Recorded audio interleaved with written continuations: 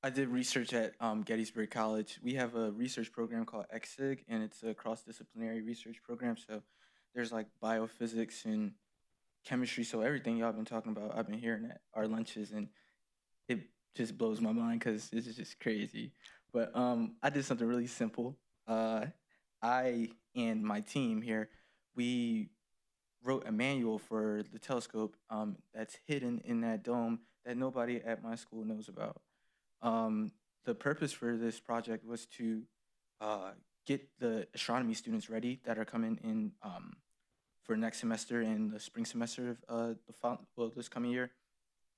And This telescope was, I think it was a gift or something, but it's been around for a very long time, since the '90s. I think since the '80s even, um, or definitely the '90s though. But nobody's used it in maybe like 20 years. So we were like the first responders to all the damage that's been done by any mice or the countless numbers of spiders and the wasp and all these different rodents and birds and stuff that's been hiding in this shack at the back of the campus. But Yeah, it was really fun. Um, so uh the biggest thing that I did method as a method was finding stars. The first thing we had to do was find stars that were like super dim that you had to question if you could even see it, but not so bright that, oh yeah, that's a star with the naked eye. So I spent like days just scrolling through Sinbad, which is an online like star atlas, so you can see the whole sky with it. It's super cool. And just finding the perfect star, and it took many tries because there's always a star next to the star, and you got to find out if it's big enough to, or if is the next one bright enough to uh, zero out the star that we really want to focus on. So I spent a lot of time in Sinbad, just finding stars. Other than that, we did a lot of testing of the material while I was here in New York.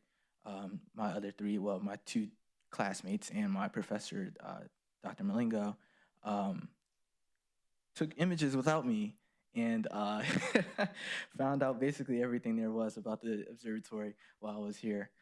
But it let me know, they let me know and filled me in on everything that was going on. So starting off, we our filter was broken. We There's 5 different filters. Whoa, there's like 10 different filters.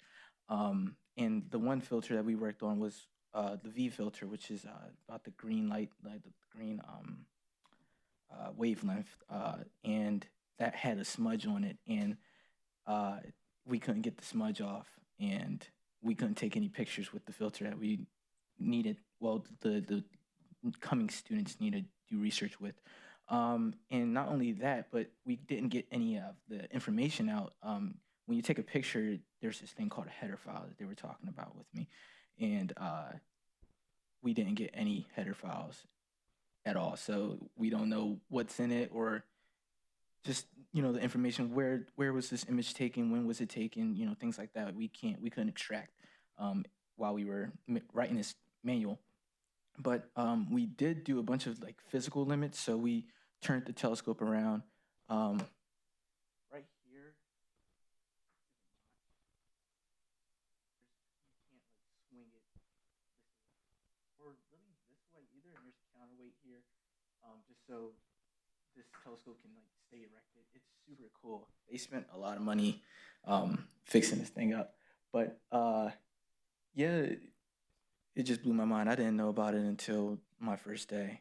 But it's a 16-inch reflecting telescope, and that is our mirror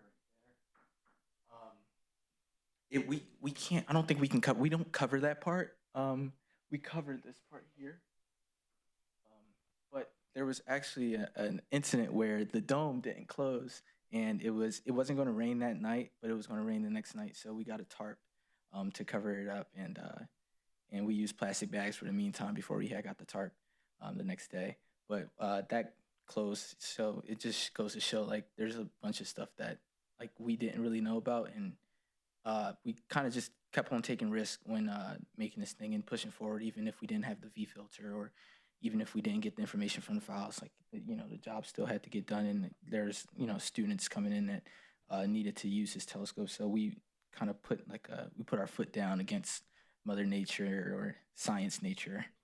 Um, but in the meantime, Sophia, she drew that mural or painted that mural because we couldn't see any of the stars. She put it on the wall for us.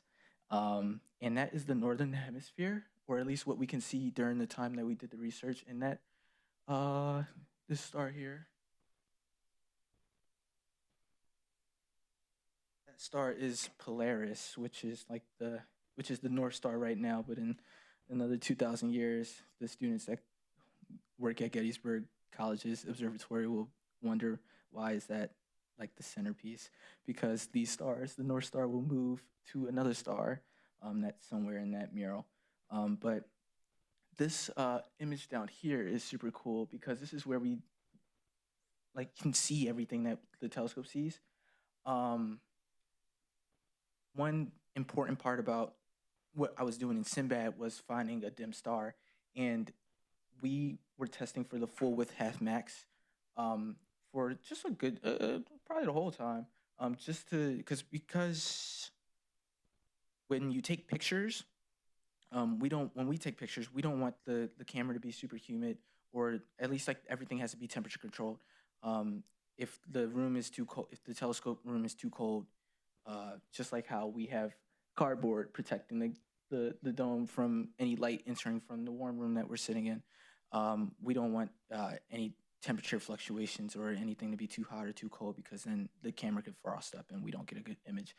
But we took a picture of, I think it's like a cluster or something. I don't know. I wasn't here for that one. But right in this corner down below, um, that's where we test our full width half max, and just we don't want it to be maxed out and we don't want it to be too small.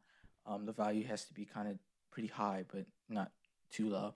But uh, Up top we have our uh, telescope control computer, and that can our telescope auto rotates with the right ascension of the Earth. So as the Earth moves, we don't have to worry about moving the telescope with the Earth as well. It'll do it itself. It's so awesome and smart.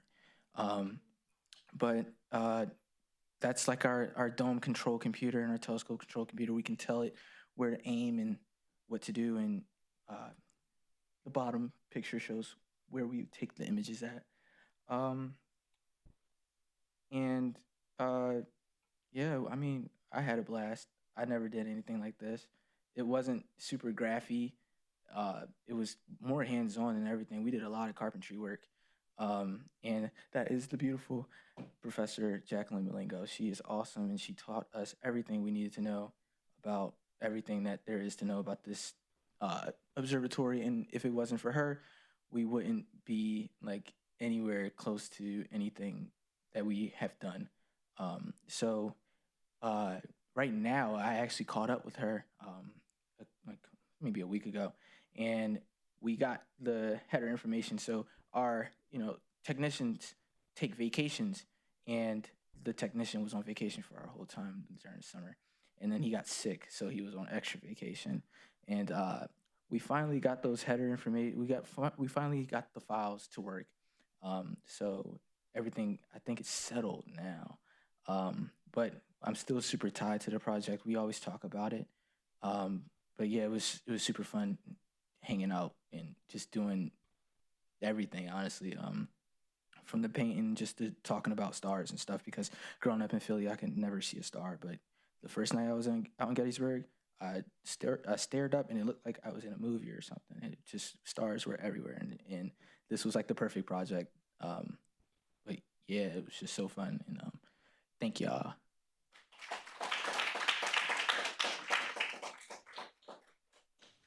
All right, great. Any questions for Jamir? Yeah, lay it on me. Yeah. Anything about like telescopes?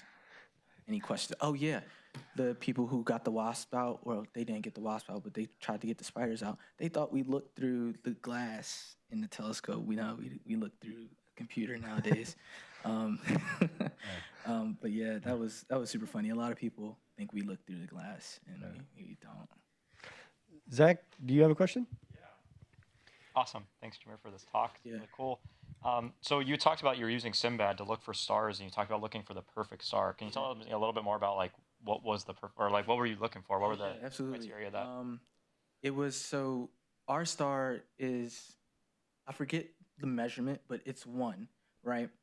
So we were looking for stars that were six times as least bright, or I don't know really how to put that, but 6 times as dim, from between 6 times as dim to 12 times as dim as the sun that we circle around today. And those are the stars that won't be super bright in our telescope and not give us any information at all, but also stars that our telescope can actually see, because any dimmer than that, then we can't track it at all, and it'll get lost. Yeah, and those are the stars we were looking at. No double stars, no, like I forget, it starts with a P, something like that, but just one dot in the sky. Yeah, I guess I will just add something. I think we've heard a lot of talks today about analyzing data and doing all these amazing methods that you all use, and what Jamir is doing is much, much different, right? Hands-on. You're the man that's going to make the data. Yeah. So I like it. I like it. All right, so let's thank Jamir again.